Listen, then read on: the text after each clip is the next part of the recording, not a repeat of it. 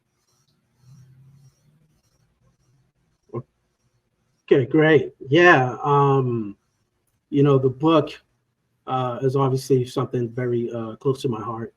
My entrepreneurial journey, starting off, just with the little relic I gave you right there, at a very early age, sort of like losing everything, and being left to face the world just with your grit and your talent. And each chapter in the book has different life lessons, or outlines different life lessons that I experienced through each chapter of my life. And these are things that, to be totally honest with you, aren't like reinventing the wheel. These are lessons that I think a lot of successful people have learned, but I'm as it pertains to upcoming entrepreneurs and upcoming creators. For example, years old, I had to leave Boston and go to school, finish high school in New York. And Wow. my dad at the time was the superintendent of the city schools there. And I literally just had to, leave rap group. I had to leave my girlfriend and go into this new environment and learn how to adapt, learn Wow. how to change, the ways that I might have approached situations, learn how to excel in new environments, and having those lessons at such an early age has given me an advantage, as a successful adult and a successful professional. And severe other lesson. I first left Boston to come to LA and into the music business here. It talks about how to lay the groundwork and do preliminary research before you actually enter a market, making sure that you're extremely planned, getting connected before you go, who to connect with, and these seeds and jewels that I wish someone from my background when I was coming up had a book that kind of gave me the blueprint, of becoming a successful entrepreneur. And I would say the biggest takeaway, is that piece there. I love it. I love it. And that was my next question, is what is the biggest takeaway from this book? What do you think that people will um, embody from reading your story and your journey and just the education that you're willing to give? Because knowledge is power. And I think experience exemplifies knowledge, because the more you experience things, the more knowledgeable you are about it. So I appreciate you. I, give you nothing but high regard and respect for being able to write down this journey and give a blueprint to the next person that has the same mind frame as you, but just doesn't know how to go about it. So kudos to you.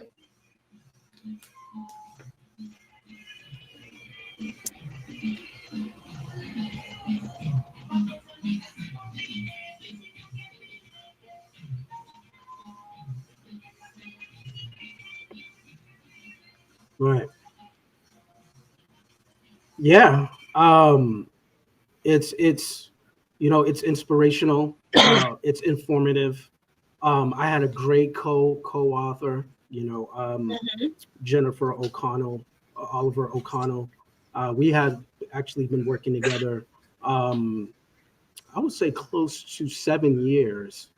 Prior to me approaching her to collaborate on the making of American Hip Hop Tycoon.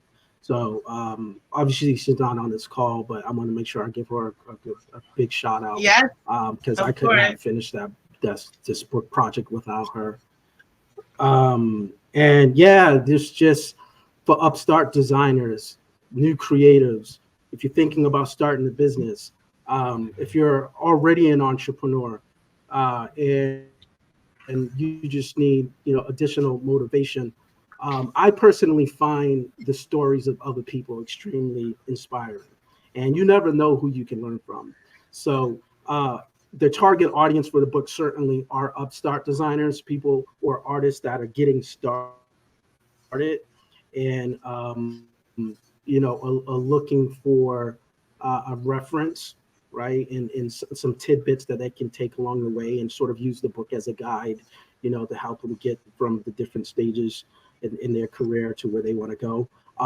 But it's certainly, I've had investors that I know that read the book and were like, oh wow, yeah, this is really interesting, not just like learning about your background, but they felt like they had some interesting takeaways from it too.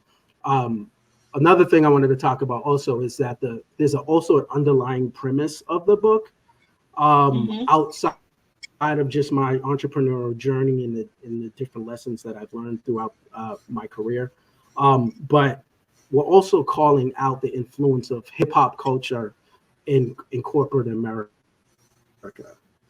And my story is sort of an example of that. Other entrepreneurs and other tycoons, if you will, in the hip hop industry, and how they've influenced mass culture in art form that we call hip hop. And right. Again, obviously a big piece of my DNA, down to my mom. Like my mother, in 1992 started a nonprofit organization called Young Future, and the principal found some graffiti, throughout the wall of the King School, King Middle School, right there in Dorchester. Yeah. And Yes. was like, hey, we're gonna find these kids who did this this vandalism, this graffiti, and we're gonna put them in jail, right? Right? That was the principal's objective. And my mom was like, hey, wait, these kids are talented. And what she did, she said, okay, we're gonna identify the tags of the artists through this art contest. And long and behold, she did a contest and she was able to identify, now we're gonna go bring these guys to the police. She said, we're gonna start a program where we're gonna create a platform for these creators from these transitional neighborhoods, and provide opportunities for them to earn by doing graffiti arts and murals throughout Boston. And wow. I mean, just a beautiful, my mom's just a beautiful person, and she even saw the value and the power of hip hop culture and its creativity. Shout out to your mom for that. Because I know of the King Middle School because I had to go there once for a competition. I actually went to the Dearborn Middle School, and I used to be on the Ivy League for scholars, and we had a battle there, and it was hard. It was hard. It was like one of the hardest schools I've ever seen in Boston. And they had to escort us out because we won and they wanted to riot. It was crazy. And I was in middle school. So that's touching, because to take that, those children that were, coming from poverty, coming from abuse, coming from confusion, and give them something that they could utilize and be a platform, to express themselves as a teacher. She fought for that, and that means a lot, so shout out to her for that. Yeah, I can hear you. Okay. I didn't get I don't think I got the full question though. Okay, the last question. Also, my next question is, what is your ultimate level of success? What is your ultimate level of success? All right, good. Okay. Wow. Level of success. Yeah, that's a great question. And that's really hard to answer. Everyone's idea of success is different. Chapter 9 actually talk about 25. for me at 25, that meant, having good credit. I already went through, extreme hardships, pain, losses, by that time, and made it out, of those situations, to have good credit, to be able to buy a car, with cash, being involved in real estate, from a very early age, owning and having a stock portfolio, being a business owner, being in a great relationship, already have traveled, to different countries. And at the age of 25, to me, that's all, that's what I consider success. Like, that's all Right. that it was for me at that time. Fast forward, 10, 15 years, what does it mean to me now? I think a lot of it is about I've had a lot of success. Like, I have a net worth well over $1 million. I have blessed and to have the opportunity now, to give back, for the younger generation and other creatives and other entrepreneurs coming up, and provide us in achievements and whatever,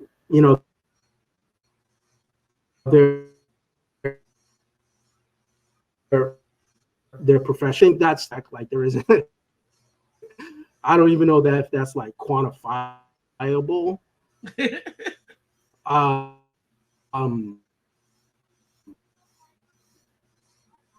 but for your time, um,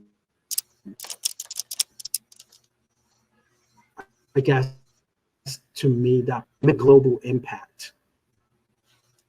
I like that. You know, um, to me that if I can do that, that's the next one. I can hear you. It's just that same delay, but I can hear you. You can still hear me. Okay. So tell me, how many companies are you invested in? Because I say invested because coming from a business background myself, and just being an entrepreneur, and being an innovative, an innovator and a creative person, I'm always coming up with new ideas and new, just business opportunities. So tell me, how many businesses currently are you vested in right now, would you say?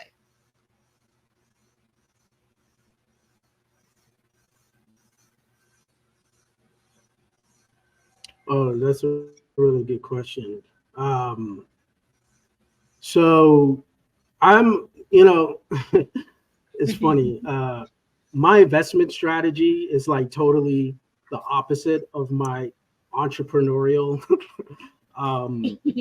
path and trajectory, or let's say mindset.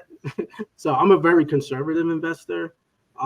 Right now, my investment portfolio consists primarily of blue chip stocks.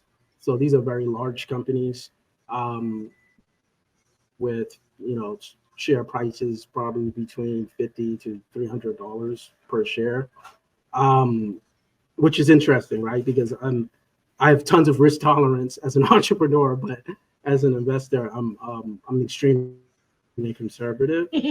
And so my biggest investment is in P&G, which is Procter and Gamble, and they're a consumer products company. There's Colgate, Johnson and Johnson, Yep. And pretty much every popular cleaning supply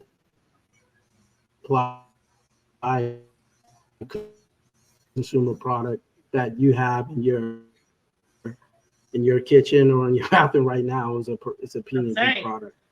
And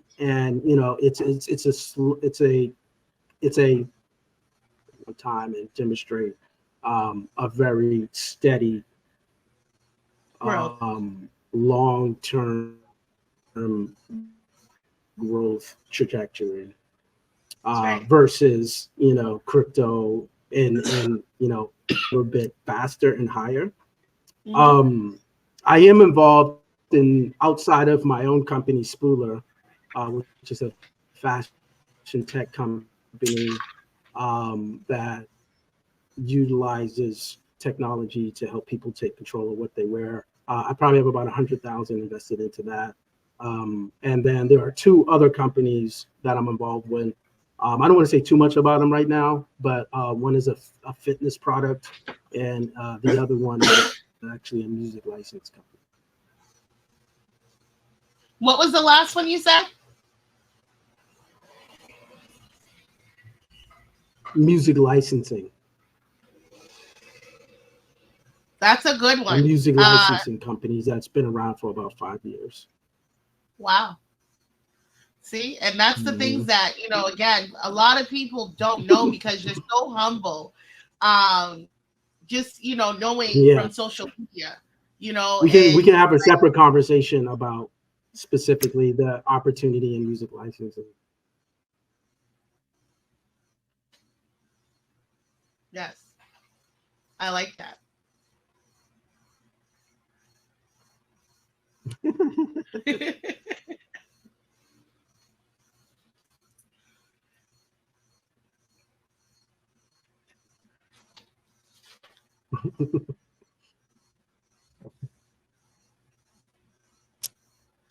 So tell me, how do you feel about the music scene in Boston or New England as a whole?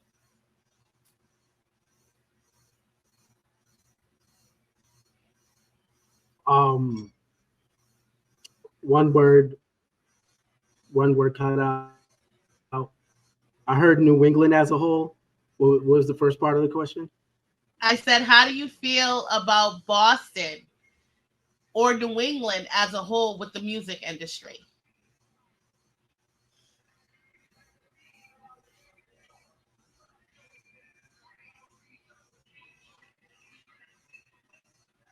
Got it.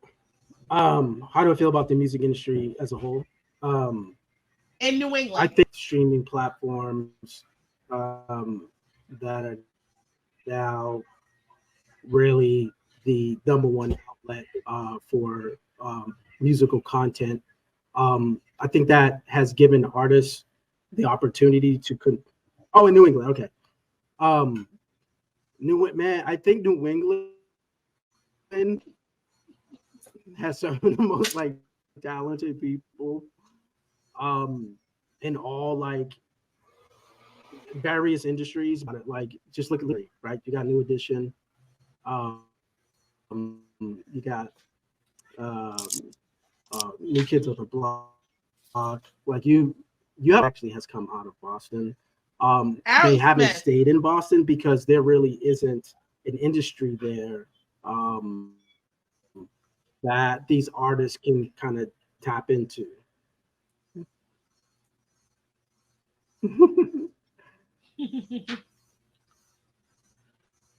He's getting it delayed.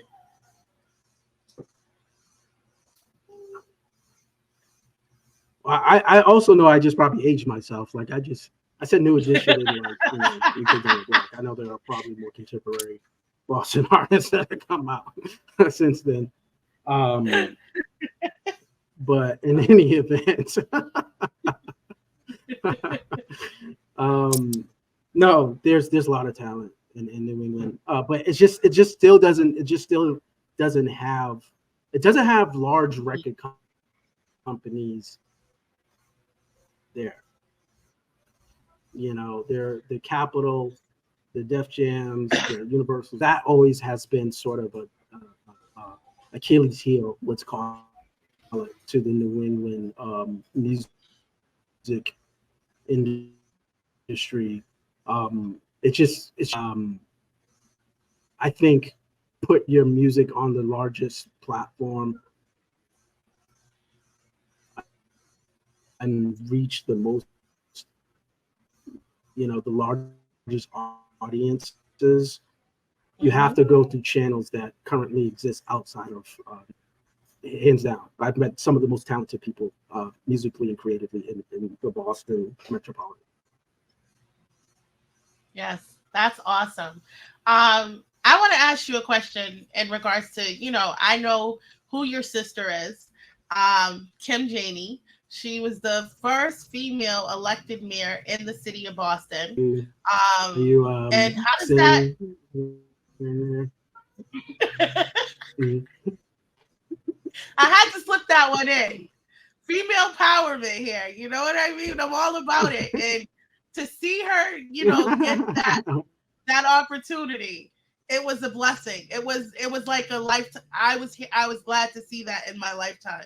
So I just want to shout out to her, and shout out to your family for being that, influential in the city of Boston. And I just think that sometimes the humble don't get noticed. So I want to give you your flowers.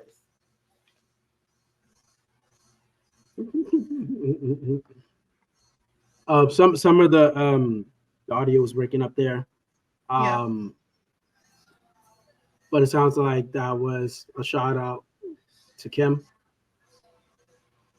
But I also want to know, being the brother of her, how, it has allowed you to, just see the opportunities that are put before you. You know what I mean? Like, And I feel if like it was a,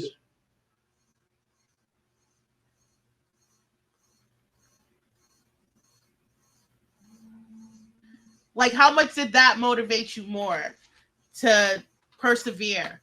Um, just with your businesses and things like that, her influence. How has that helped? okay. I think it was how did my sister being the first female Black person mayor in Boston, and how did that influence my persistence or inspire me in any way? Was that? Yes, how did that influence and motivate you um, in your life? Great question. Well, first off, I would like to say that we are all just extremely proud, of her, and that's big time. Like being essentially, written into the history books of the United States of America. So super proud, and couldn't be happier for her. So that's number one. And then number two, has it inspired me in any way or motivated me? It's I think I would say yes. I think that I've always been a very motivated person, just in general. You see who my parents are. I talked a little bit about them, on this call. Yeah. And our family, even before Kim, were very well known in the city of Boston. Mm-hmm. So in addition to Kim, I would say that having family members that have a footprint, that were influential and powerful in their own right, as absolutely. I think in a way, like there's got this saying about like breaking the glass ceiling. I've never really seen a ceiling because of what some of the people who came before me had did. Anything is really possible because of some of the unique levels of success and achievements that have been attained by my family, and it wasn't the first chapter in my book actually talks about that. It's called Headmaster of the Daycare, and there's a funny story that my dad used to tell me. Is I went to they had a daycare at Madison Park High School. I went to. My dad was like the headmaster of the high school at that time, and so on the first day of daycare, I came in, and like all the kids had to like sit in a circle and like say where your name was, right? And so, the kid's like, hey, my name's Michael, excited to be here. Someone's like, hey, my name's John. And allegedly, when it came to me, I was like, I'm the headmaster of the daycare. So, I think from birth, I've always just been an extremely motivated person. Again, kind of in the DNA. And yes, also having a sister, who's the mayor of Boston, and parents that were successful, and having the rep that hasn't been peaches and cream either. I've seen the dark side of life too. I've been I've hit lows. I've been through a lot of hardship and have overcome those situations too, and having that resilience and being able to persevere through hard, that kind of motivates. That's always been a motivator for me as well. No, that's awesome, Ben. I have such respect and high regard to you, and I appreciate everything that you've shared with us. I want people to go out and read your book because I think it's inspirational. It's a testimony of greatness, and a person that's just persevered. Like you said, me as a media person, people only see the glitz and the glamour. They don't see the struggle. They don't see the sacrifices that are made to get where I'm at right now with this podcasting thing. And just knowing that I had a vision for New England and how I wanted to give back to my community and to the artists of people that I've worked with. And that's why I started this. And I, sometimes go back to why I started, because that remotivates me again. And that allows me to see that, how far I've come is important. And I think that you're a success story that people need to hear. So I'm so glad to have you on this platform as an entrepreneur, as an author. And I think that, what would be your best advice to someone trying to write a book?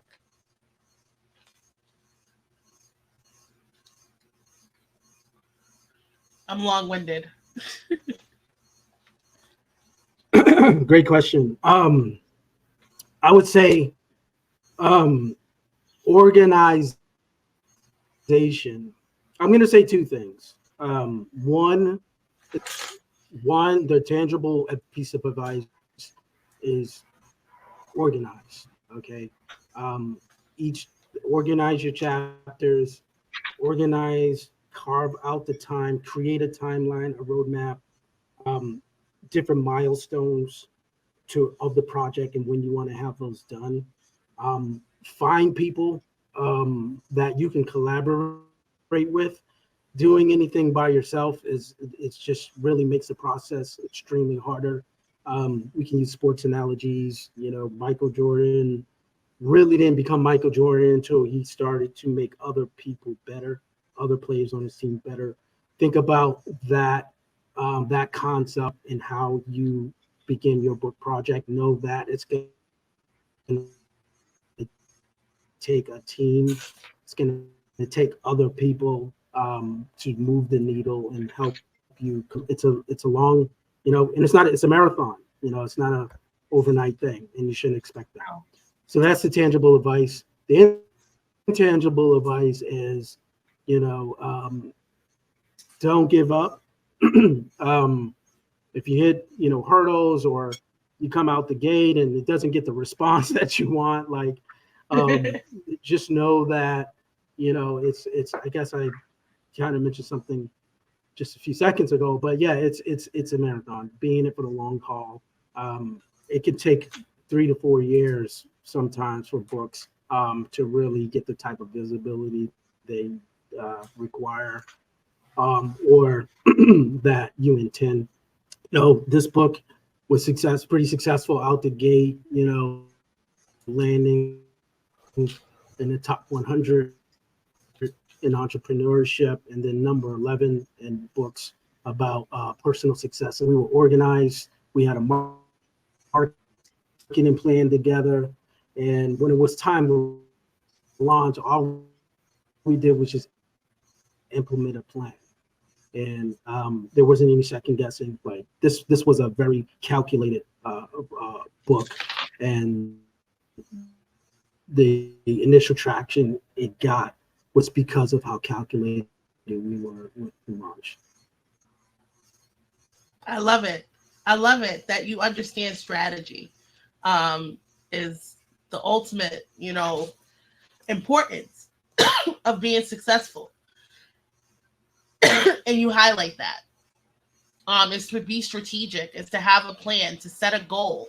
And those were some of the things that I got just from the beginning of the book. I actually started reading the book. I haven't finished yet, but I am going to finish by the end of this week. Awesome. Was that a question at the end?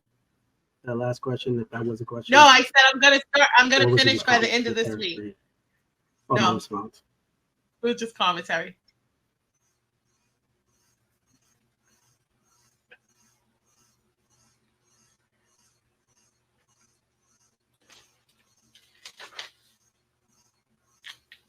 We've worked through this delay, and I appreciate your patience. I appreciate just the human being that you are. Oh. Please do. And leave a review. Like, one thing that's so weird is like so many people have read the book, and it's really hard to get reviews. Like it's the I never thought it was that difficult to get people to review. Like it's like right. You read the book and people like messaging me, oh man, we loved your book. I'm like but yeah, that would be fantastic. And I just thank you, for this opportunity and picking up the book and even taking the time, to reflect on what you read and again, giving me this platform today. Well, I think that honestly, this book is going to be a highly recommended book for anybody that talks to me about getting into the music industry going forward. So this will be a book that I'll highly recommend to artists that or creators that just need that influence and that motivation and just that testimony to know that they're not in this alone. I kind of look at it kind of like being, a great book. You know what I mean? It's one of the ones that are going to live on forever, that people will be able to pick up in 100 years and say, I heard Benjamen Janey's story and I got inspired. The one thing that I love about Tupac is he was a revolutionary. And one thing that he said was, I might not change the world, but I might spark the mind of someone else who does. And I think that you're sparking minds. I think that you are a mind sparker. And I just want to give you that, acknowledgement and just be grateful to have people like you in my circle. Oh, appreciate that. And well, it's been great. It was really fun, therapeutic, also writing. And my brother passed away while I was like writing about us, you know what I mean? And it was, so I dedicated the book to him. And, wow. I feel like, again, he's one of the biggest inspiration. What I've learned from him, are things that give me an advantage. And, I see him, kind of smiling down and also being proud that his story is going to be told, through this as well. So. Wow. Now that's awesome, man. Now tell me what's next for you. Because I know there's something next. You're always planning your next move. So what's next? there. I know.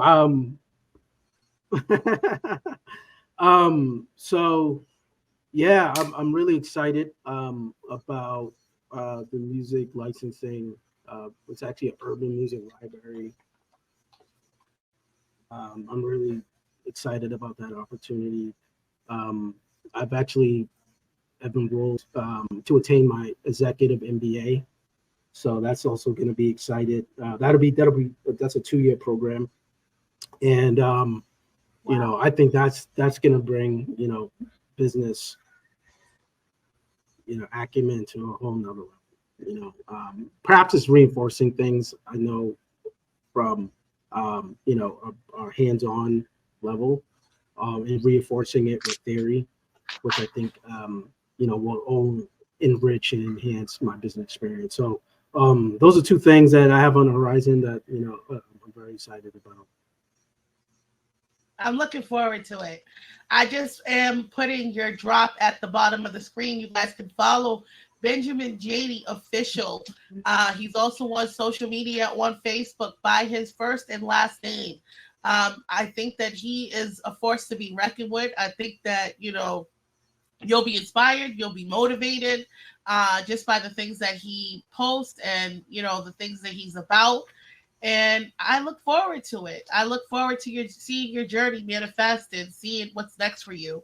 And I appreciate you for taking the time to sit down and have this conversation with me. I want to invite you back again when we have better reception, of course.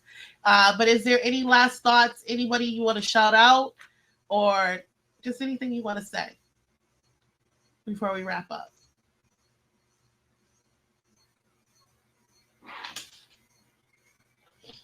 Well, yeah, you know, I want to give you a shout out. You know, thanks so much for having me on the show. It's been a long time coming. You know, I know we're both really busy people, so it's hard to get us in the same room together, and we made that happen. Um, Over O'Connell, a person, a great colleague uh, to have, and um, to my team, you know, the things in the fashion industry. So thank you again. You know, and share this podcast. I think it went really well. It's breaking up. I can't hear you.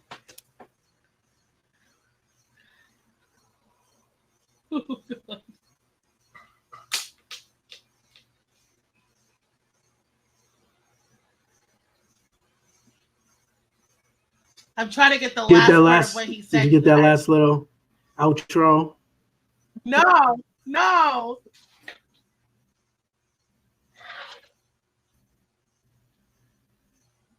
Oh, you didn't get my outro? Oh man. um, no, okay. Let me. So I said I wanted Jennifer Oliver O'Connell is my co-author. I wanted to give her a shout out. I want to give a shout out to you for having me on the show.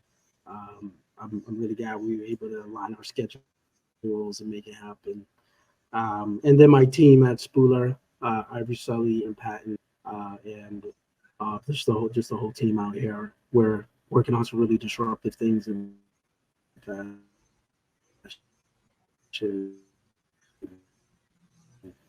um, yeah, I wanted to thank you for the interview. Thank you everyone. And your you know, your next podcast. Now that I've been on, I'm gonna start following, you know, your show a lot more. You know about, you know, your media and all the great things you're doing. Well, next time we will be in person, in studio. That will be a guarantee. Okay? We're gonna do it in studio the next time you're in Boston, and we're gonna do it the right way. That would be Uh, great. That would be great. that would be awesome. I would love to have that happen really soon. So I'm looking forward to it. Again, you know, I'm always here. Anything you need. Oh yeah. Um, Oh, and I oh appreciate yeah. you so much. I think we're Yeah. slowing down, guys. I heard the last thing. Said you're really excited, and you know you're always here. Okay. Ben, I want to thank you for tuning in with us tonight. Again, I am your host, Miss TML, the Media Loop. Real Talk with TML, Up North City Girls. We just had Mr. Benjamen Janey on here tonight. The Making of a Hip Hop Tycoon, 100th best-selling book on Amazon. Okay, you guys, you gotta go get that book. I'm definitely gonna put some drops. Now that we have this pre-recorded, I can actually put the drops. I can put the link to buy the book. Is actually should be in the comment section of this video when we release it live on Facebook, Instagram. We are live currently on YouTube. And thank you again. Bye, Ben. Thank you so much. Bye-bye. Thanks again.